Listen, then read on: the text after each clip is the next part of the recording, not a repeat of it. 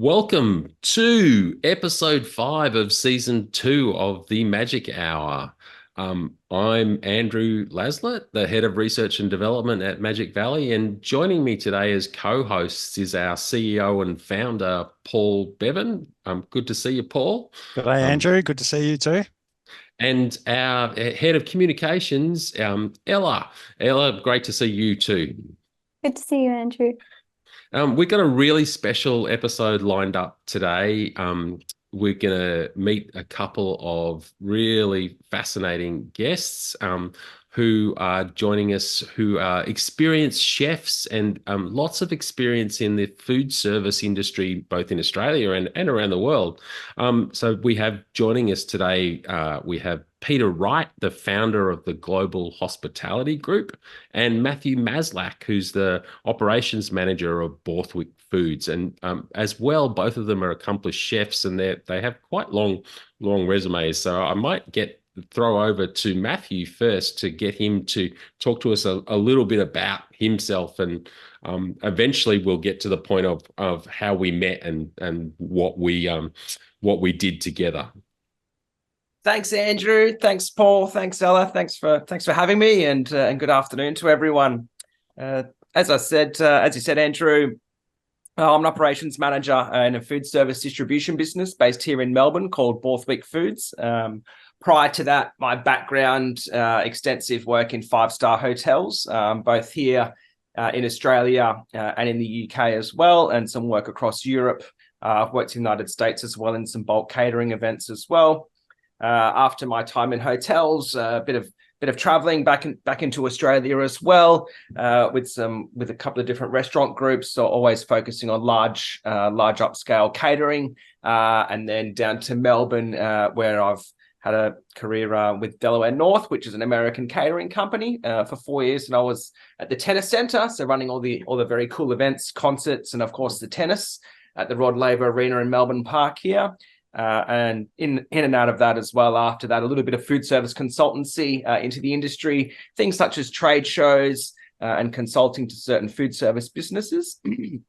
And then upon meeting Peter as well, I was at the NAB here in Melbourne as well. So the NAB Bank, so corporate catering as well. Again, large scale bulk, lots of bulk catering there, lots and lots of meals in those big head office banks. And then, back overseas again with Peter, I was the executive chef at the Commonwealth Games in 2018. That was here on the Gold Coast. So we looked after the entire athletes village there as a contractor. And also Peter and I did the World University Games in 2017. That was in Taiwan, in Taipei. So I think both of those events, were upwards of about 400,000 meals across the 2 weeks that the dining rooms open. So lots of, I suppose my background, to sum it all up, is a lot of purchasing, a lot of food program management, a lot of organisation, and out of that, of course, a lot of feeding and a lot of meals. So I've been in the food service industry a long time, mostly in the event and global events and consulting business for the last sort of 20 years. And before that, I was a corporate executive chef for a big catering company in Australia, managing 600 food service sites, including stadiums and airports and events all around the country. So I've built up my own business over 20 years, and we do events, as I said, all over the world. We have a strong consulting business and a food distribution business, and I'm also on the World Board of Chefs representing the Pacific. So very passionate about food and the future of food, and all things culinary in our world today. So for those listeners that don't know what exactly the word food service means or what the food service industry is, could you give a bit of an overview of what that encapsulates? Absolutely, Ella. I suppose, folks, so for those that aren't in hospitality or hospitality heads, food service there's restaurants, there's cafes, and then there's food service. So, that goes from sort of smaller domestic style, or as we all know, right through to fine dining catering, which is, your restaurants, your cafes, small operations feeding as such, a la carte or off the pass dishes. Food service is a bit larger. So food service encapsulates the supply chain as well, the manufacturers of the food into catering. So things like stadiums, hotels, hospitals, prisons, facilities like that, defense forces, anywhere where there's a bulk catering kitchen or a bit more mass en masse feeding as well. So that's and as well in those areas of food service, you can have a cafe, of course, in a stadium, right up to feeding the super suites at the very top of the stadium there, that the very high-end ones and the high-end restaurants that we see, of course, at our stadiums across Australia and across the world, but as well across to hospital meals as well, feeding diet and looking after dietaries and things like that. So it really, food service encapsulates the whole part of that industry. Yeah, it's very, very broad. So with like such a broad area, how important is it to have menu innovation in the food service industry, and how do you think it influences the way that people are eating at home? Well, absolutely, Ella. I suppose things are first released into the food service industry first, so that's what drives innovation. Of course, there's things such as dietaries, trends, what people see on ads and television. All that, of course, is probably tested a lot beforehand into food service, okay, to keep people on trend on the market, especially in this allergen-friendly world, I suppose, that we're moving towards now, and as well as, of course, we're here to talk about today, the plant-based world as well. So that eventually does lead in, of course, the last few years, and a very good question, into television and what we see on TV. And of course, the last 15 years, MasterChef. Yeah. All right. So we've all seen it. It's a great show. Every year there's different chefs and there's different levels of cooks and home domestic cooks, going up against, some fantastic restaurateurs and people across the industry, and gives everyone out real at home something to look at, something to aspire to as well. And we've seen as well throughout the years, of course, of those television TV chefs, the progression of it as well. We start to say, a good example might be, say, Huey, for example, cooking a barbie by the river while he's having a fish and things like that. One of Australia's first and most well-known TV chefs. Of course, there's many, many more that we could all mention, of course. But of course, as well, them also representing brands, of course. So we know lots of different chefs now are sponsored or do sponsorship, and that comes into food service as well, what Peter and myself do. So really, that pushing through products as well to then go, oh, I saw that, of course, on MasterChef, now it's in Coles. I'm going to go and have a go at or have a look at that product and give it a go, of course. And that, of course, comes to things we're all seeing: advertisement, sponsorship, billboards, our phones. We all know about that. Thanks, Matt. I had a question around food service, and what's the biggest challenge when compared to working in a restaurant as opposed to, in food service catering, like a large event like the Commonwealth Games or something like that? Obviously volume, but what are the other challenges associated with that? Some of the challenges that we all face sort of on a day-to-day business, of course, is, supply chain and ingredient availability, of course, as we all know and have seen in our after COVID world of shorts and imports and exports and things like that. Olive oil is one at the moment that's a great topic of conversation. It's very short because the yield on the olives the last couple of years has been down. Dairy is another fantastic example as well. So the amount of dairy products that are produced against cheese, or do we make more cheese, or do we make more milk and fats and things like that? There's some sort of challenges around that, logistical challenges as well, of course, in mind. And as well, there's down to your own infrastructure of where you are. Do you have the capability to push out that many meals in the facility that you're in, or have you overreached or overstepped, or, has someone sort of, that's what the industry is all about. Another couple of challenges, I suppose, and I've brushed on it before, is, of course, the dietary world. It's only getting bigger and bigger and bigger. For example, a great example that Peter will always use, Peter was the food program manager for the Sydney Olympics in 2000, all right? So everyone remembers the Olympics. A great event for Australia, of course, and a great event to put us on the world map. Peter always tells me when he was there, it was about 5% of the dining room had an allergen or some sort of, gluten-free was really just poking its head, into the market as such, or the war against gluten. We fast forward it to when I was executive chef with Peter at the Commonwealth Games in 2018.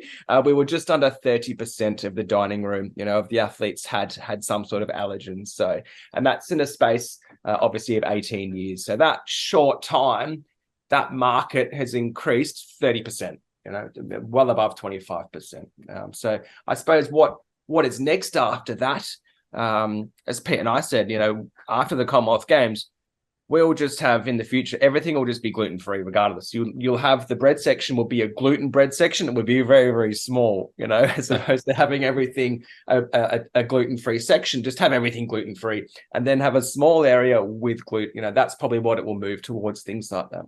That's fascinating, the how fast that shift has come in.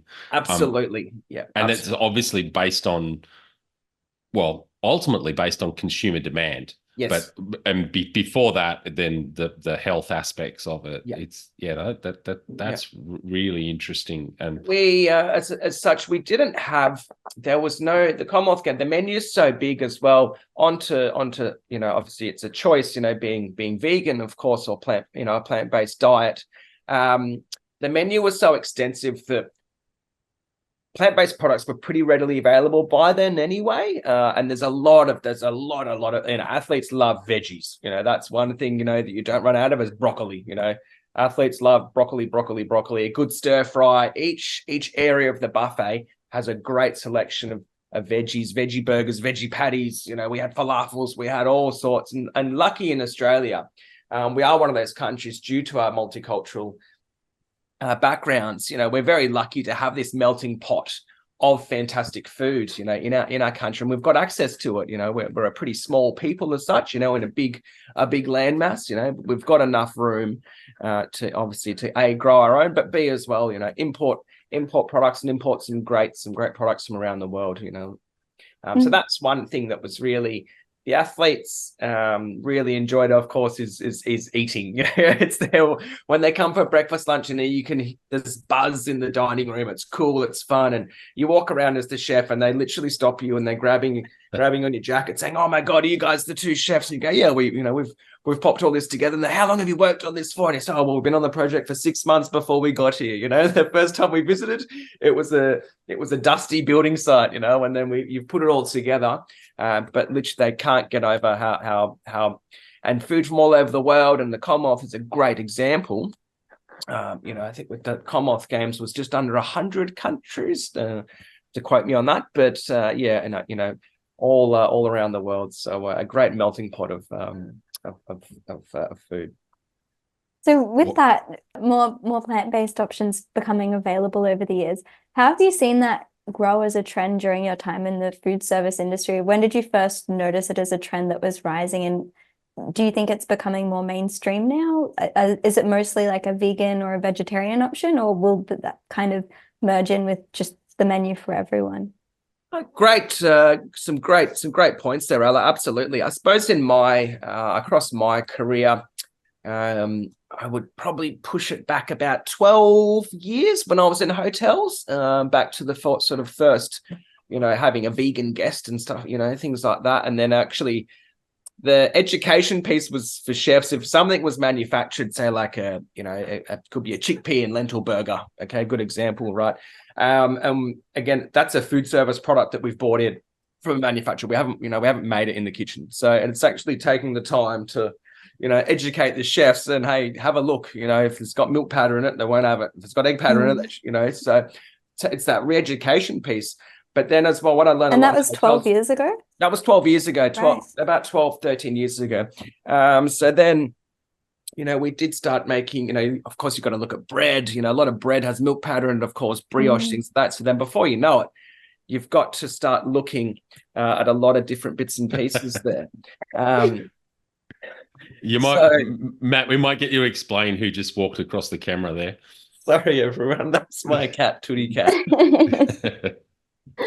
So we ended up in the hotels. I worked for Sheraton or for Starwood as they were back then. They're now part of the Marriott chain, all those hotels. So we just ended up making our vegan products, and again, it was great. A lot of Indian food is vegan, so you can do some great curries and, some great braises and bits and pieces like that. So before you know it, it became a new sort of buzz for educating each other and as chefs as well to, who's going to do the vegan menu this week and things like that. So it became another little cool thing to add to the specials board as well.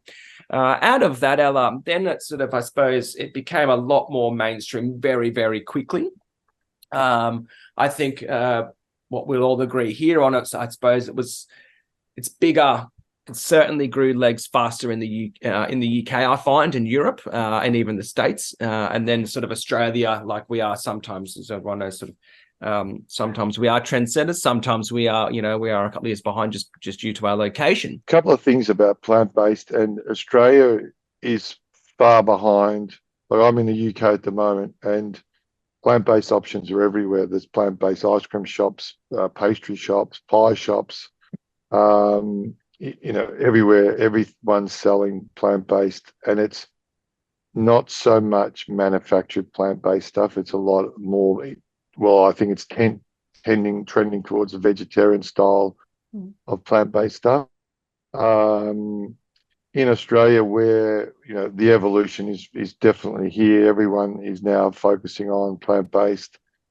Through our distribution business, we've noticed that the uptake is very small. The price point is very high, and the quality of the product is poor.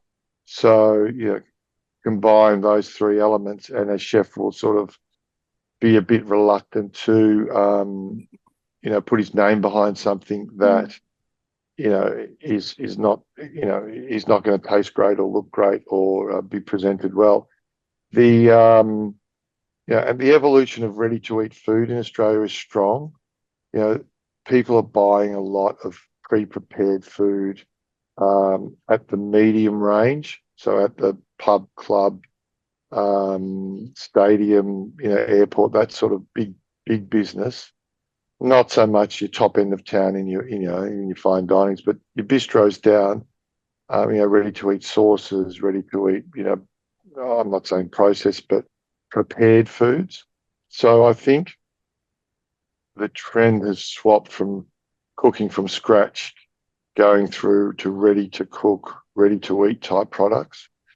But in my humble opinion, the current plant-based food that's available is trying to mimic meat, I suppose. So it's a Me Too product, and it's a poor example of it.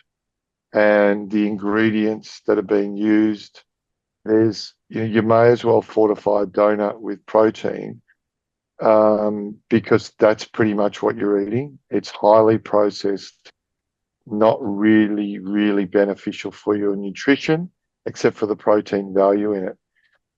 So, the world is driven by marketing, and the big companies that are behind the current products are really manipulating the market with not very good quality product and truly unnutritional, if that's a word, or non-nutritional value, which, if my opinion is in 20 years' time, if that continues, we're going to have I can't say the dominoes effect. I can say the dominoes effect. But, we'll all be worse off from it. So, we had a World Congress 2 years ago in Abu Dhabi, and there was 2,000 chefs there, and the majority of conversation was around the future of food and 30 years' time, 50 years' time.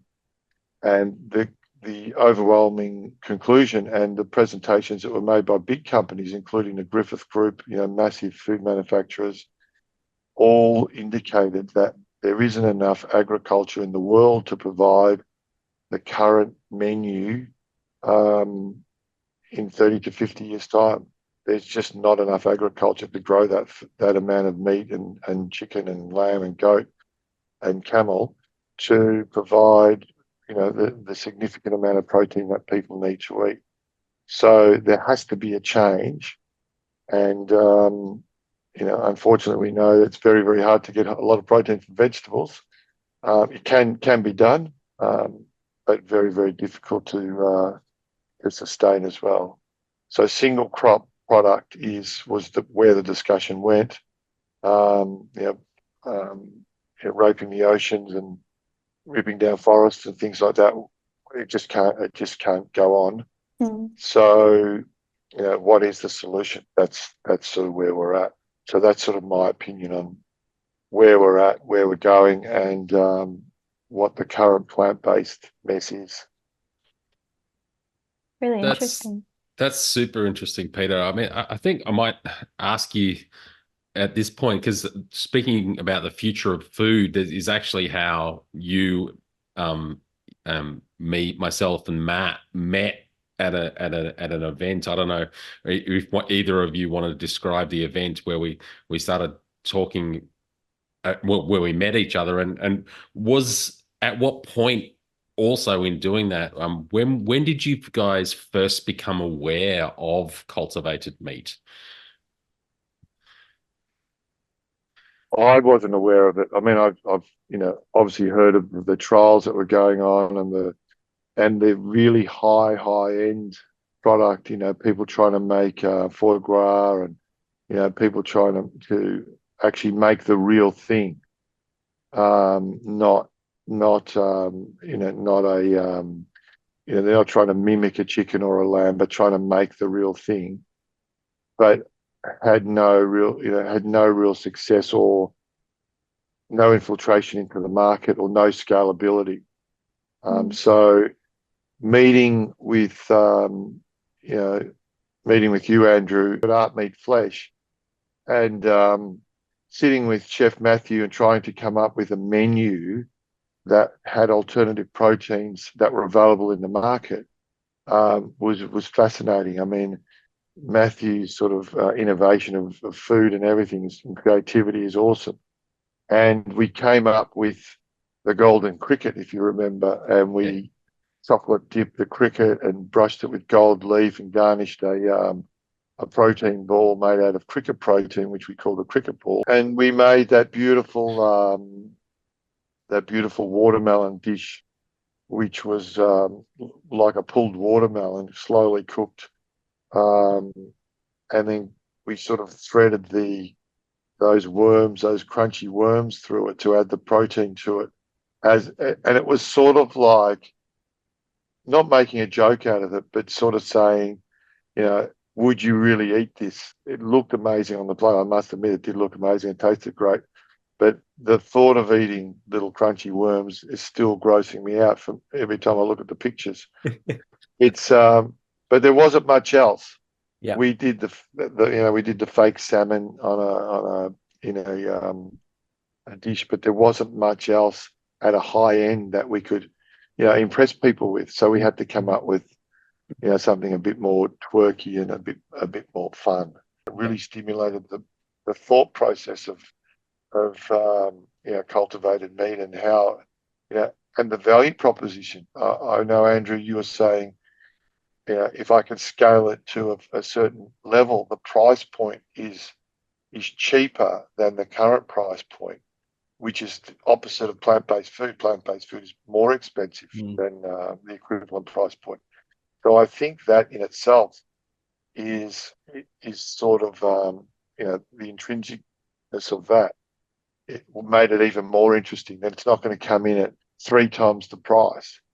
And you sort of, when you told us what the price was, I go, well, really? You're like, why can't we buy it? And what about you, Matt?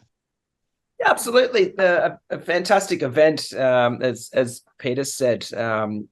Back to the menu planning, I suppose, the procurement side, as Peter brushed on there, when we sort of sat down to write the menu, it was, I can't get it. Oh yeah, we can't, so we when we started doing our, we had a coffee together in our office, and we had some scrap bits of paper, and that's generally how we start our menu planning sessions, like most people, and then it just sort of comes together and starts flowing. But okay, we've got this. Oh, can we get enough of it to do, even stuff like that was hard enough to find in such a food heavy environment such as Melbourne. There were products that were just like, oh yeah, we've seen that. I think it took us 2 weeks to get some of the cricket protein powder. It came from, Ulladulla, wherever that may be, and the mealworms and things like this, very small micro businesses as such. So as we said about scalability and actually having enough, is it that's really something that these businesses need to sort of look at. Is it foreseeable for our increasing population? So that was sort of a thing. And part B for me as well, the other plant-based options were either imported, and as Peter said as well, heavily manufactured, with an ingredients list, like a Santa's wish list as such, from a little kid. It's quite unreal, and all the E numbers and all the I numbers and all that kind of stuff. So again, is it really natural food? No, it's not. So, but then I've crossed back to we still talk about it now to people, and they say, "What? How did you do that?" And I said, "Well, it did start off, it was a favor to another chef, and then before we all knew it, we had this amazing event together." But to be, I suppose, in the room and at the back of the room, they're listening to the ideas and the questions that some of these, and right through, right up to, Andrew, high intellect, people that have been doing this for a very long time, through to some, fresh into university kids as well. The broad spectrum, I suppose, for me, and for Peter as well, as is coming from the food industry, it was just like, wow, how much they know and how much the thought process is about what's going to happen next, and some of the younger ones, are generally, seriously concerned, and they have every right to be. I do believe, and as Peter said before, we have to do something now and soon, and not, oh, yeah, let's talk about it, and in 10 years' time, the government might push something through for us. We need to start looking at an option. If China has 1 billion people, if 10 million have one egg every day, and we all know how many eggs China eats. That's just one example of one product. We can't keep overfishing our seas. We can't keep ripping down our hillsides and our forests and stuff like that. We literally, there's not enough water to feed the amount of cows that we need.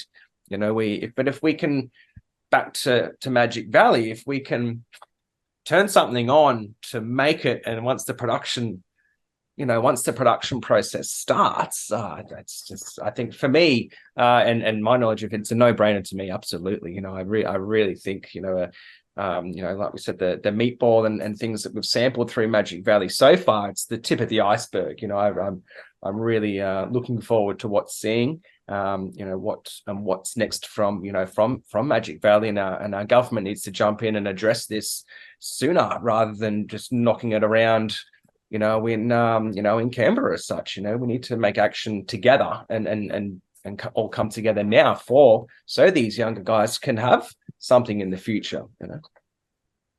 Well, thanks, guys. That's really great and encouraging. But I might ask you to both describe in detail. We had a tasting at our local favorite cafe, John Gorilla, where we often have our tastings. We can't sell our product yet because it's not regulated, but we had you guys come in and taste our lamb meatball and our pork bao. It was actually the first time that anyone outside of the Magic Valley team had tasted the pork bao bun. So I'd love to hear your reactions on what you thought about the taste and of the products.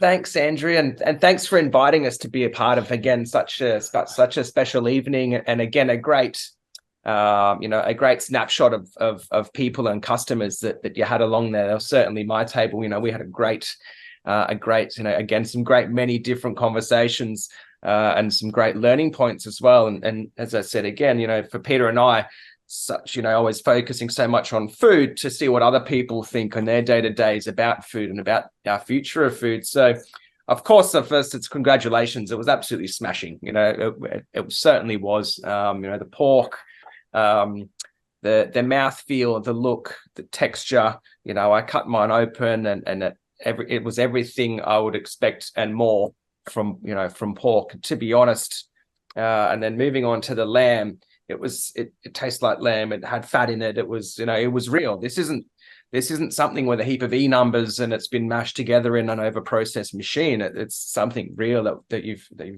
created, and it's cultivated. It's absolutely fantastic. It had everything that I would expect to taste. And I suppose for me, if we went and grabbed 10 chefs, from a couple, even some of my end user customers through Borthwick Foods, and I grabbed 10 chefs and we blindfolded them and then did the old Pepsi challenge, as they call it. I would 95% guarantee we would get 95% of them. You know what I mean? We would find it very hard to find one of a chef that would turn around and say, "Oh, what? That's cultivated. That's a cultivated lamb meatball." I really do think it's the actual work that's gone into it to replicate the product. Is absolutely fantastic. It's spoken, Matthew, like a true chef. Yeah. So, from my opinion, I agree with everything Matthew said, but the mouthfeel and the texture is the point where it's the same. You can make anything taste like anything, but you can't make the texture right. So the food that we had at the tasting was, tasty, very tasty, but also it ate in the same way you would eat a pork bow or a lamb meatball. The texture was almost, the pork probably better than the lamb, but the texture was the right texture. So if I was buying meatballs from a manufacturer, that's the texture I would expect that they would arrive at. So for me, that was a litmus test. Okay, the taste, you're adding, the chef's adding seasoning to the pork bow and the lamb meatball and the sauce and everything that goes with it. If you take the meat patty out of a hamburger and eat it on its own, it's a pretty bland, sort of dry experience.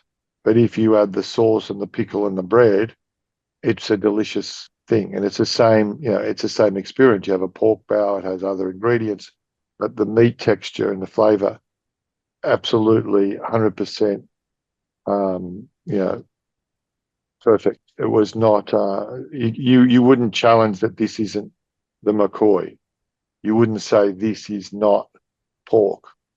There's no way you could say that. And, as I said, I've been 40 years cooking. It's not something I'm just saying. It's the real McCoy.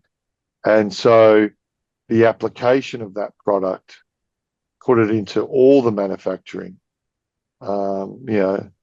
it's just, it's a no-brainer. It's absolutely duplicit into where food can go. It's not a gimmick. It's real, and it's we were blown away by it. Absolutely blown away.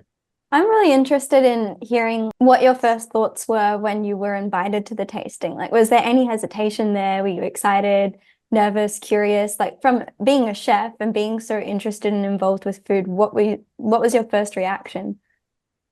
Well, I guess the journey we'd been on with Andrew at the function, and the way that the cultivated meat was explained, because if I ever say to somebody, "Oh, this cultivated meat," they'll go, "Oh," like it's shock horror. It's really because it's a lack of knowledge.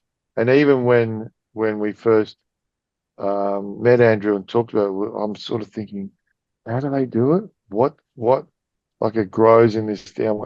I still can't get my head around how it actually coagulates and forms, and that might be a wrong word, Andrew, but I'm still trying to get my head around all that.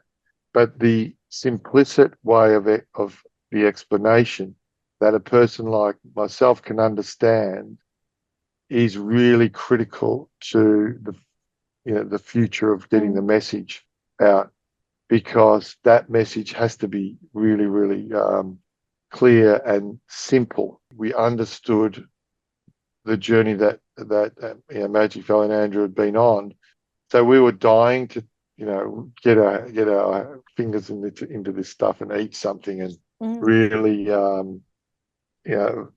sort of test it, give it a value, say, well, yeah, good try, Andrew, but all that stuff you told us is sort of a little bit, biased, but it wasn't. It was actually, it was relevant and to the point. So, no, I was very excited, very excited to be in the room. And, again, in the room, there were so many interesting people from all over the industry at a high level, scientists and others, that you sort of, wow, there's a lot going on behind this, and it's not something that's an easy challenge for you guys. How about you, Matthew? Absolutely, thanks, Ella. Yes, when Andrew mentioned the tasting at John Gorilla, I suppose for me as well, just excited. Yeah, I was super keen to get down there and get across and have a look at it, and then once we were in the environment, and then services such started, and your chef, one of your team member that's scientist, our chef and research scientist. Sorry, yeah, scientist, yeah. Chef for the night.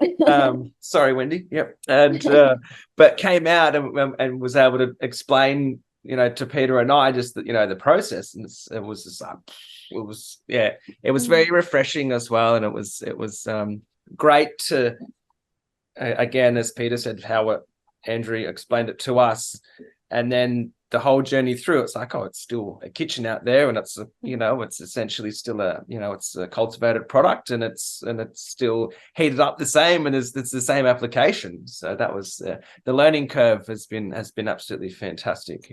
I still, as Peter said, can't quite get my head around. I just imagine a big wine vat sort of thing, and some part of it spins, but and stuff comes out. But it's I suppose that's moving forward. Next steps. What does the card or as such look like? Is it like the recycling triangle? The three arrows, and it's A, B, C, and that's the part. The education piece, of course, it'll be a massive part of and of course, I'm sure you guys are all over it. To the next phase of getting it out and getting it in front of more people like us and in the food industry. The education part. What does that look like? Is it is it posts? Is it this? Is it a little journey? Is it a little stick man with the speech bubble? And hi, this is and of course we've seen the vegan companies do the videos as well. And hey, this is the chickpea farm and blah blah X Y Z. And then they're making chickpea protein meatballs, and things like that. So, but at the same time, in that video, as we all know, over farmed, ripping down forests, etc., etc. So it's the way. How does Magic Valley explain it in the from a scientific side to pushing it through to a, hey guys, I want to try this and I want to eat it, from a meatball that's on the shelf in Coles, to a Magic Valley meatball, of course.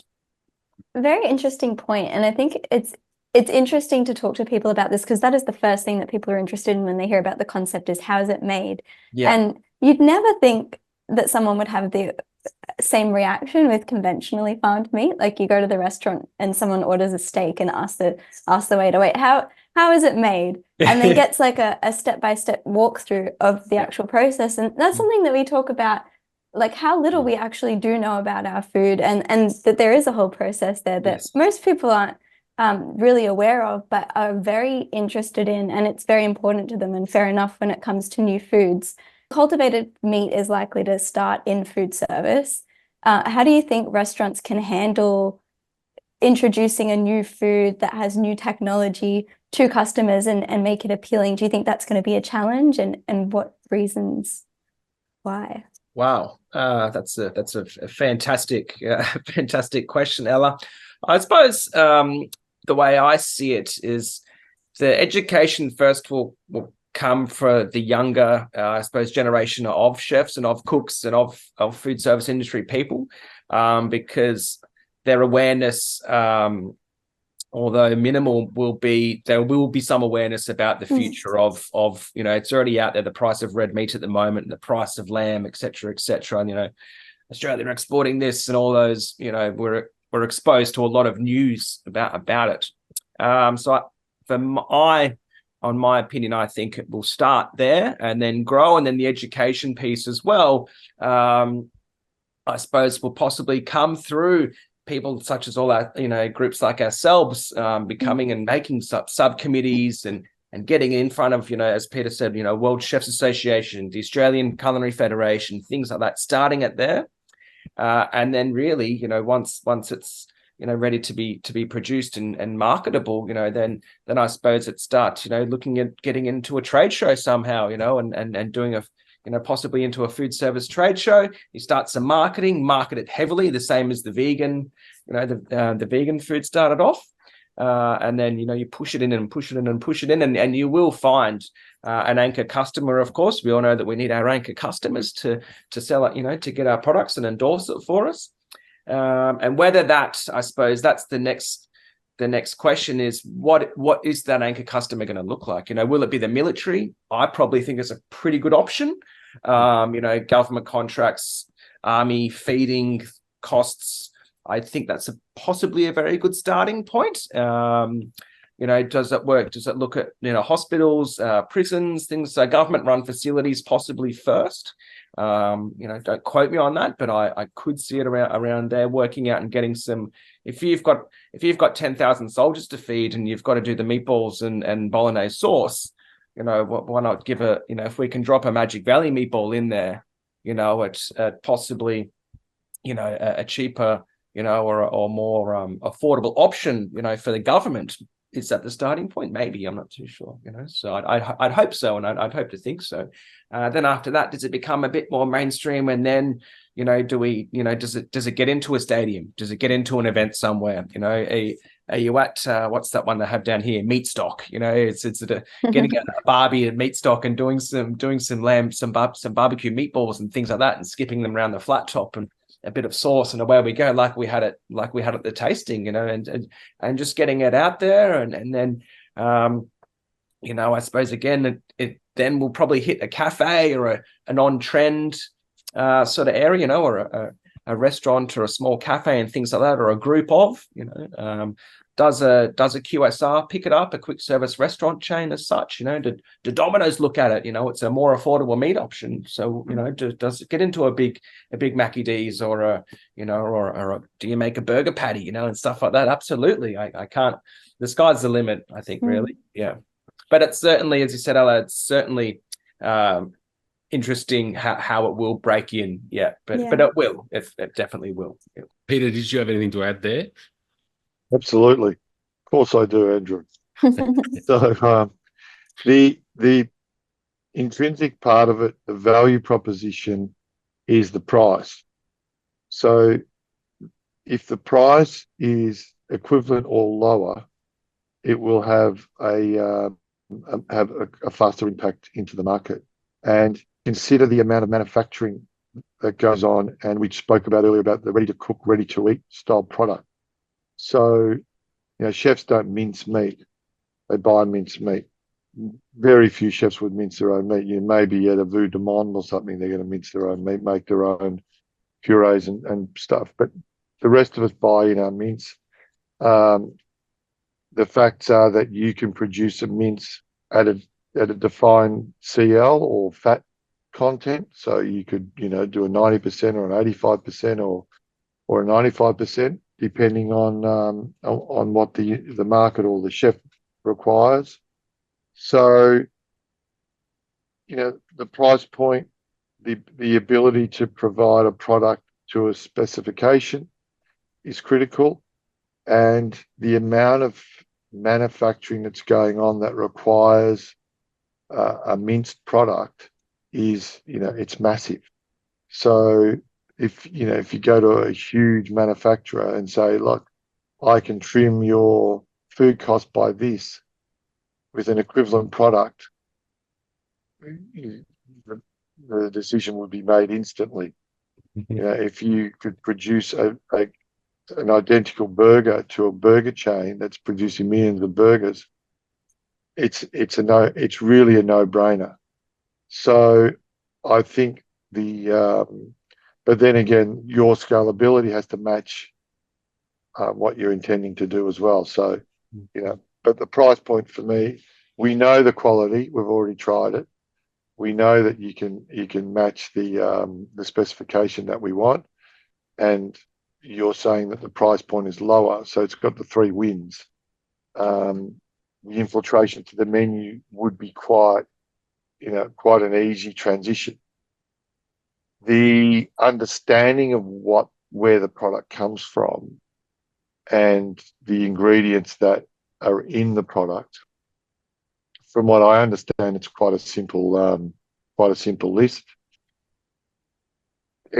Some education is probably where the the desire will come in. As Matt and I have seen with our journey, we love it. So, it's that whole changing point. Do you have to put on the menu that it's cultivated meat? I don't know. I don't know what all the compliance is. But does the guy who has a fish farm, does he have to declare that he puts chicken meat in his fish food? Yeah. So all the pescatarians are actually eating chicken via fish. Yeah. All this stuff's going on. The brutality of cattle farming and pig farming and chicken farming. Is that declared into when you buy your chicken? You ask, does the waiter know where the chicken came from? If you really knew, would you really eat chicken? So, how far do you have to declare the origin of the mincemeat? I don't know. I mean, I don't know what the legislation states. Does it have to be written in on the menu? I don't know that. That could be a test point for the customer, because then you're not only educating the chef, you have to then educate the customer, because the customer's going, I'm not eating cultivated meat. I don't know. It's like it's something I'm a bit scared of. So the fear factor could kick in. But for anyone who has money, this is an amazing opportunity to invest into something that will be the future of food, and it has all the right metrics to infiltrate the menus in the marketplace via the manufacturer, and then eventually through the local butcher in the form of minced directly to the smaller operator. So if it was me trying to sell this, I'd be targeting a pie manufacturer or a meatball manufacturer or a burger maker or someone making a pasta filling, and doing trials and getting it through sort of sideways, around the corner type stuff, as opposed to going directly bag by bag for a chef to actually turn it into something. But yeah, I think that's I guess that's it. Yeah. That's fabulous feedback, guys. Paul, I'm seeing you nodding furiously. Did you want to ask any further questions there? I was going to just echo your thoughts, Andrew, in terms of feedback on the product. We're always very nervous when we have people like yourselves come to our tasting. So really appreciate your feedback on the products that we've developed, and also the insights into the industry as well, because obviously, as you mentioned, and Ella pointed to, in terms of food service being one of our customers, chefs are being our customers, and understanding really what the challenges that you have as an industry, and also where cultivated meat can potentially solve for some of those problems, which are probably things that we probably don't talk about often enough, where it comes to, as you mentioned, things like supply chain issues, scalability, obviously price point, and if all else fails, I don't mind the protein donuts idea. I think that's got some legs. So if we need to, we'll hook into that. There'll be a sausage roll in no time. I guarantee it. We can play around. I've got some. We discussed it last time. Do we roll in a vegan puff pastry, or is it a butter puff pastry? Where do we? Where? That's another thing that the Magic Valley team have to around your round table. that's another one of those marketable, what do you call it? What are the rules? What will the rules be? We're all about innovation, but I could definitely see myself and a lot of people I know walking out of the gym with their protein donuts. I'm stuck on that idea. Sorry. Yeah. Future of food, protein donuts. Protein donut. But I suppose looking back to, as we sort of touched on, end users and I suppose back to chefs, if I brought down 10 chefs that Peter and I know and work with, from a different, from restaurants to catering that we both know and trust, and I, as Peter said, for us, like if we brought them down and we did the lamb meatball and we put it in a little baguette and stuff like that, and told them, well, we this can do this, and this at this price, you know what I mean? I guarantee like 9 out of 10 of them will just go, yes, straight away. They really would. I think so. Mm. So this is something that we've been talking about a bit recently, and it's been in the media a lot, the point of cost, because obviously the industry is at a stage now where cost is like a really big deal. It's not as cheap as conventional meat at the moment because everything's in a research and development stage, and the first products are just coming to market. And I guess the real advantage in cultivated meat is that at scale, once it gets to scale, it won't be susceptible to the same price fluctuations that conventional meat is, like climate events that are happening and influencing how much farmers can actually produce. These are very unpredictable things. I think this happened earlier this year and also happened during COVID. There were huge meat shortages during COVID because of supply chain issues. I was interested in asking, how have you seen supply chain issues influence the price of meat in the food service industry, and how much does that influence the food service industry when there are these fluctuations in price? What are the benefits of having price stability in a product? Price stability is, if you could give me price stability as a procurement person, you'd make me the happiest person on the planet. Yeah. The only product that doesn't really fluctuate a lot is chicken, and we don't know why the chicken can be at the same price for year on year on year with very, very small increments. We just don't know how we just don't know how that happens. But definitely lamb and beef, the price at the moment, almost, I wouldn't say is unaffordable, but it's very, very, very, very costly. Add another 20 years to that, will you be able to afford to put a fillet steak on your menu? Yeah. I had a fillet steak. I'm in London. I had a fillet steak last night. It was £44 for a small fillet steak. That's $88 on a plate with a little bit of pepper sauce. It's not, the chef hasn't really done anything. He's grilled it perfectly cooked, I must say, but that's a very, very expensive steak. It's critical that we can have a product that is at a price point that's affordable. That's for sure. To feed the planet in the future, we need a stable or a price point that is affordable to be able to feed people with protein. Now, combat that, the base problem we have is majority of food that's consumed in our culture or society is processed food. We have so many fast food. Well, they used to be called fast food restaurants. Now they're cafes and, whatever new name that they're given. But they're all serving highly processed food. Now, we did the Olympics in 2000. There was an 8% dietary requirement at the Olympics in 2000. We did the Commonwealth Games in 2018. There was a 28% dietary requirement. So in 20 years, we've added 20% of people on dietary requirements that have allergies, that have susceptibilities to certain products.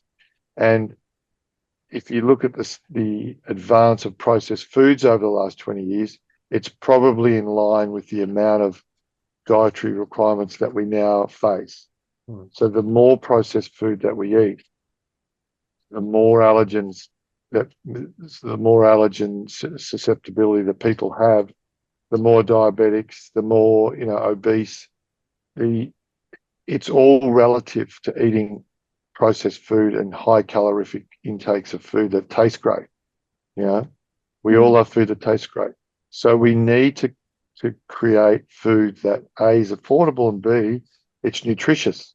That gives us no highly manufactured genes in the food. I suppose Matthew calls them I numbers and E numbers. I still don't know what they all are, but we're talking about a natural product at a low price point that's easy to manufacture, that's not over processed against everything else that's being marketed to us, how great it is and how cheap it is, and everything that's cheap is so salty and sweet and highly processed ingredients that the world is only going to get more unhealthy unless we change that challenge as well.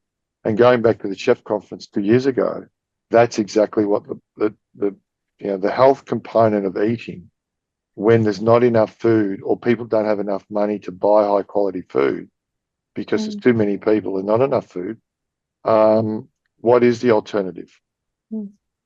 What is the sustainable, scalable alternative? And it's not high protein donuts. Right. We'll stick with the cultivated meat then. I think it's a great point around nutrition though, as well, and people's food choices, and even just people's awareness around the health profile of their foods. Not just athletes, but everyone at home, families, just the everyday consumer. I think it's a really great point. That's been I don't know about Paul and Ella, but there's a lot of thoughts that I've had that about things we can do and things we can try, and the way we push things in the future. It's been super useful. I think we'll probably look to wrap it up there. And if you've got this far in the podcast and you want more information on Magic Valley, you can find us at www.magicvalley.com.au, and depending on your age, you can find us on TikTok, Instagram, Facebook, or LinkedIn. Really, really want to massively thank both Matt and Peter for your for welcoming me and helping me learn a little bit about being a chef at the Art Meat Flesh event, and two, for your generosity in spending time with us and coming and tasting and spending time with us today and giving us your insights. And obviously I'll offer you, if you want to, is there somewhere where you want people to find you? Let us know. Well, thanks, Andrew and the team. Awesome. Congratulations on what you're doing, and we'll be interested to see how quick you can get to market. You can find us on the same thing on Instagram and LinkedIn, Global Hospitality Group. But yeah, it's been awesome. Thank you. Thank you very much. Thank you so much. Thanks so much, guys. Absolutely. Thank you. Thanks, everyone. Thanks, Magic Valley. It's fantastic. And you know where we are, and hope to talk again all together soon. And when we get some time, we'll pop up and have a coffee up at the lab, and yeah, definitely. learn the next part. Very exciting.